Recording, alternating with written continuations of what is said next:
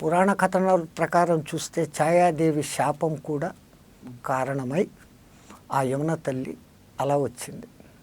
మరి యమున నీళ్లు నల్లగా ఉండేదానికి కారణం ఏమిటి అనేదానికి పురాతన కథ తీసుకుంటే, శివపరమాత్మ దాక్షాయిణిని పోగొట్టుకొని దక్షయజ్ఞములో విరాగి అయి ఉండి మన్మధుని తాపాగ్నికి చాలా వేడిగా ఉండి ఆ వేడిని చల్లార్చుకోవడానికి ఒకసారి ఈ యమునలో మునగటంతో ఈ పరమశివుని యొక్క అగ్ని తన శరీరంలోని ఉష్ణాగ్నికి యమున నీళ్లు విపరీతంగా తెల్లిపోయాయి.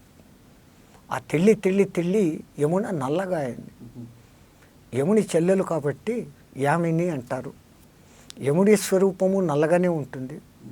ఆ సూర్యపుత్రులు అందరూ అలాగనే ఉంటారు. శనిదేవుడు కానీ యమున కానీ యామిని అనే పేరు మీద వస్తే, యామిని అంటే రాత్రి, ఆమె కూడా నల్లగానే ఉంటుంది.